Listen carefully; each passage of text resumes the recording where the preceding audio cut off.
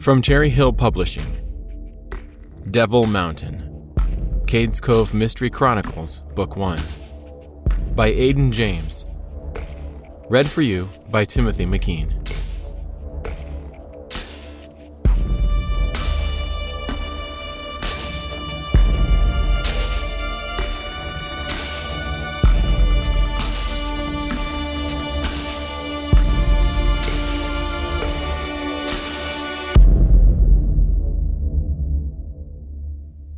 Prologue.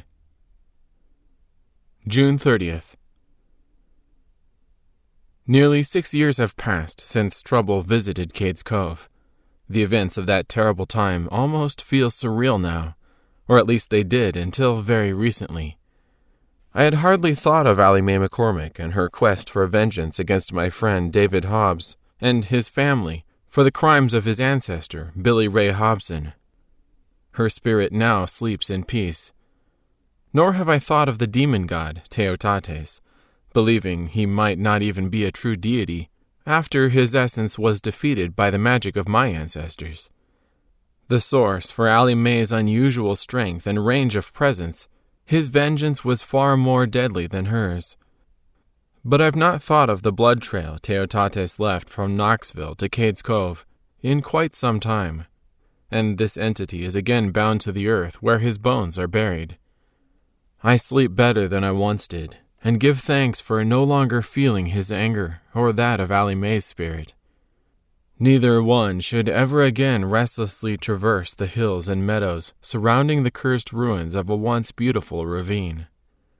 May the demon remain a prisoner of peace, and may Allie Mae find solace with her ancestors in the bosom of the Great Spirit. It is Teutates' brother and sister that have pulled my attention as of late, forcing me to again consider the earlier incidents. Danger has come to a sacred place where the four entities' bones lie buried in what was once known as the Forbidden Region of North Carolina's Smoky Mountains. So says the spirit who once spoke frequently to my grandfather, when he was known to the Cherokee Nation as Two Eagles' Cry, a powerful shaman who served his people for almost 60 years. I'd only seen the entity once as a child, and never again, until my grandfather's spirit appeared to me in the unholy bowels of Teutates' temple, a lair that had long sat dormant beneath the heart of Cades Cove. When I emerged to salvation from certain death 6 years ago, she stood next to my grandfather's favored avatar as a wolf.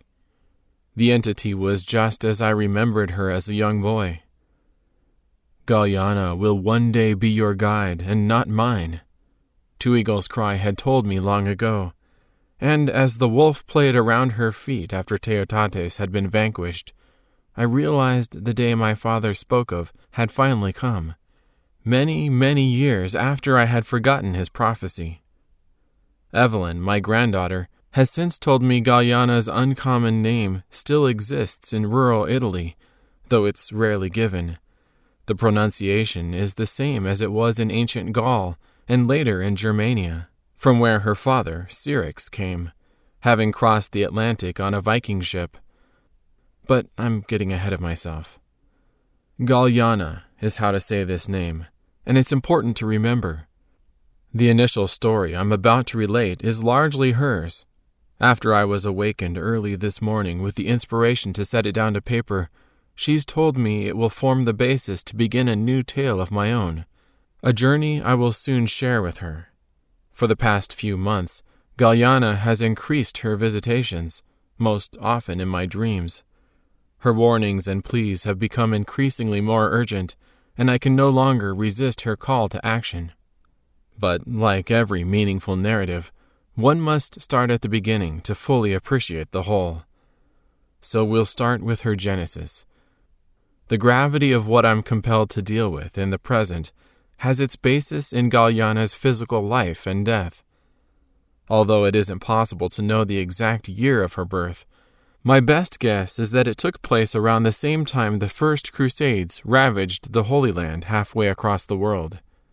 As touched on earlier, her father journeyed from Germania to the New World. It was a desperate attempt to find a lasting freedom for his clan, one with roots that predated Caesar's plunder of his people's homeland. Accompanied by brave and resourceful cousins from Scandinavia, a group of roughly 40 men set out to find a place far enough from Europe that a centuries-old curse could finally end. In order to explain in detail the impact of what her father endured in his mission, Galiena has accessed his memories from the Akasha and then transferred them to my mind.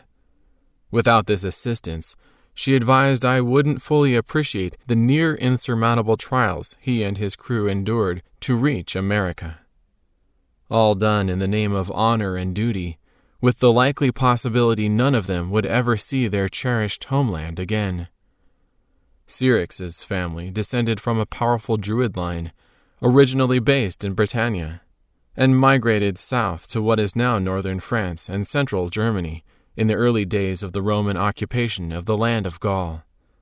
This clan was not only given special privileges within the Druid hierarchy of priests and priestesses, druidesses, but was also responsible for protecting 5 ossuaries since before the time of Jesus Christ. Inside these 5 portable tombs lay the bones of 5 unusual humanoids, considered by many as deities due to their abilities to manifest in physical form from time to time after these mysterious creatures were no longer alive.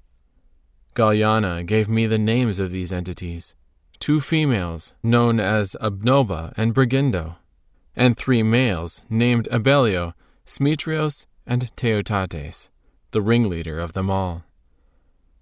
For reasons unexplained by my precious spirit guide, after almost 1,000 years of complex rituals successfully keeping the gods and goddesses in check when they would periodically awaken from their slumber, suddenly these entities began physically manifesting themselves more frequently. The events were followed by wanton bloodshed during the night when clan members were asleep. Mornings would bring bitter anguish to find loved ones torn apart and drained of their blood. By the time Cyrix was born, his extended family that had grown to include Vikings from the north, Franks to the west, and other Germanian and Italians to the east and south, had been dealing with nocturnal attacks from their protected deities for more than 200 years. Attempts to dispose of the bloody pestilence failed miserably. Every effort to remove the bones from the clan's presence had resulted in increasingly violent reprisals from the 5 ill-tempered spirits. And attempts to take the ossuaries hundreds of miles away brought swift retaliation, much worse than the punishment administered for shorter distances from the villages. Finally, after an especially violent series of attacks had claimed the lives of nearly 100 people, a plan was devised to take the demons far away from civilization, to a fabled place located beyond the western horizon, where seafaring men were said to survive only after being lifted by angels to the shores of this mysterious new land. Fearless in his youth and status as the oldest son of the clan's most revered patriarch, Cyrix volunteered for the mission to take the 5 ossuaries as far west as possible. His confidence in burying the entity's vile remains in this fabled new world was very strong. His Viking cousins were the first to join him, and he quickly gathered the rest of his crew from among the warriors who served his father. All were eager to find this mysterious place so often talked about, though none had ever seen the smallest evidence of its existence. Galiena couldn't tell me the specifics of dates and times, and the calendars used by this clan were somewhat unique compared to what we have now. But from what I could decipher from environmental cues, the crew set sail in early spring, and despite many temptations to return home, Cyrix and his men reached the shores of what would eventually become North Carolina by midsummer. Roughly 3 months at sea, the crew was near starvation when they stood upon dry land for the first time since leaving Europe. It took more than a week to regain enough sustenance to resume the task of finding a new home for the 5 hated entities. Along the way to the New World, they'd lost 2 men to mysterious illnesses, and those aboard the ship believed Teutates and his siblings had a hand in the men's deaths. 30 men headed into the forest, and the hope was to return within the next 2 months, but it took much longer. A sensitive named Adalbern was counted on to let them know when they reached the right spot to bury the 5 ossuaries. Syrinx had inherited strong intuitive gifts as well, yet to everyone's surprise, they didn't reach a suitable spot traveling through the mountain terrain until November. By then, the group had encountered North America's indigenous peoples, a race of red-skinned humans who regarded them with as much curiosity as the white-skinned Europeans had for these early natives from the north. Both were exploring the uncharted mountains while keeping a respectful distance from one another. I recognized the landmarks of the ravine that would later become the ill-fated Lover's Lane of Cades Cove. It was there that the wary travelers from Germania and Scandinavia decided that they had found the right place.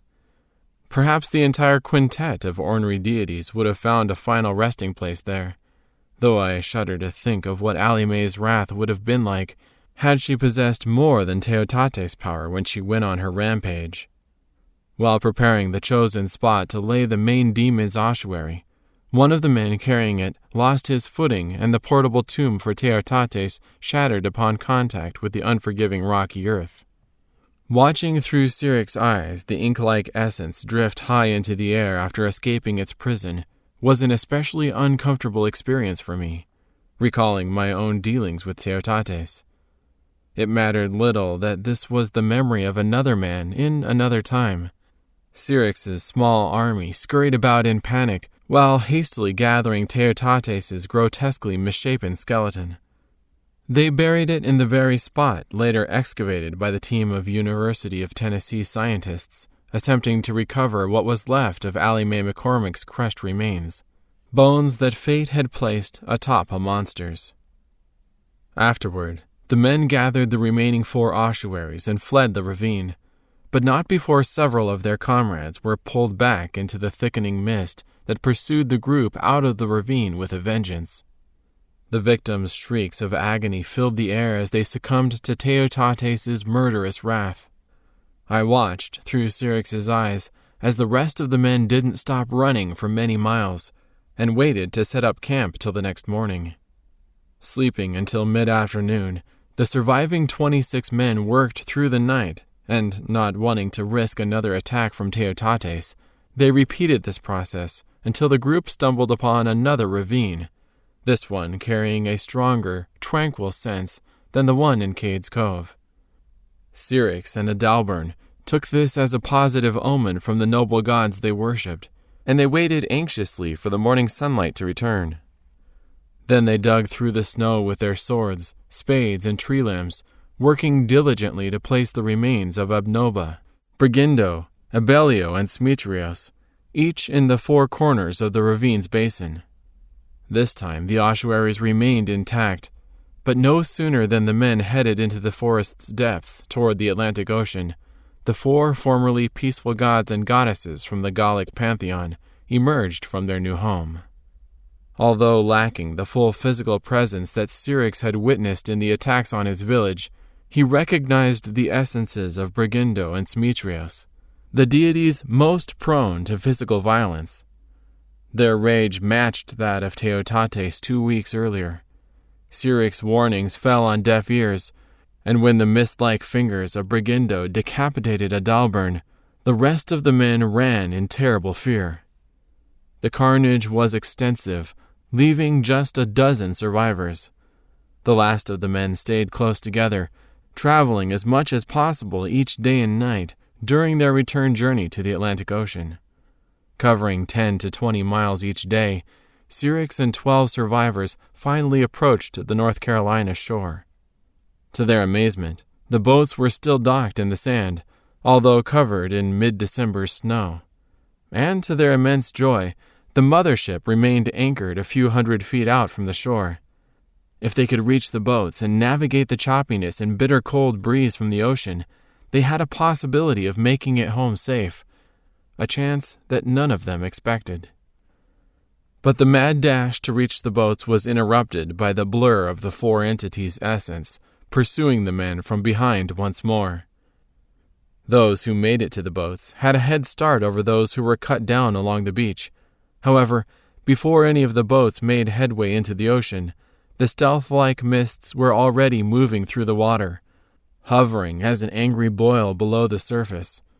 When the bubbling water reached the boats, they were overturned and the men pulled down, shrieking into the frigid ocean. Only one man survived to watch the mothership speed away. Surely the wary crew inside the ship realized their only shot at survival was to flee, as their comrades along the shoreline were either dead or dying. They left Syrinx to watch the departure, shivering in the cold from behind a small clump of barren trees near the forest's edge.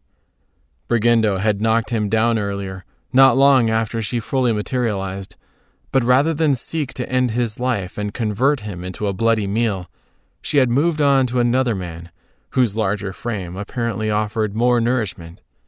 Ashamed he didn't try to come to another's rescue and die valiantly, Syrinx watched as the rest of his crew were finished off by the bloodthirsty quartet. Before their essences dissipated, Brigendo, who appeared as an exceptionally tall, statuesque woman with alabaster white skin, braided blonde hair, and pupilless lavender eyes, turned to look in Syrinx's direction. She smiled, and I could feel his horror in seeing twin rows of sharp, pointy teeth glistening with blood.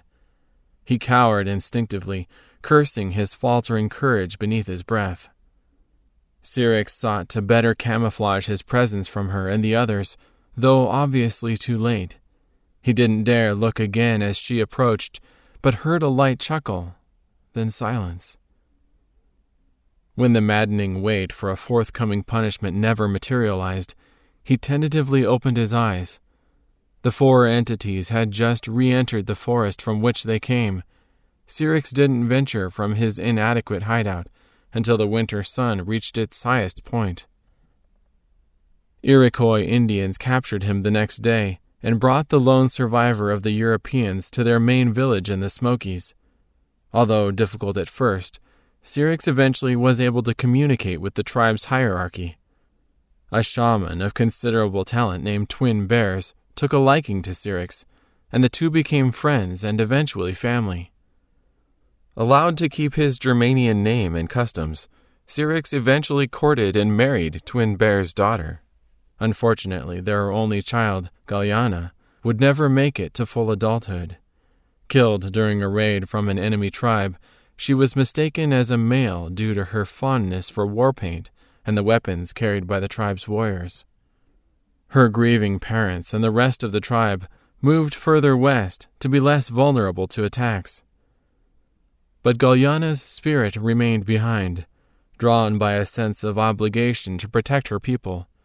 She sensed the 4 restless deities lurking in the ravine, located a few miles from the Iroquois village, now abandoned and still close enough to be a menace to where the tribe relocated. She made a pact with the Great Spirit to protect the innocent from these vile entities forevermore.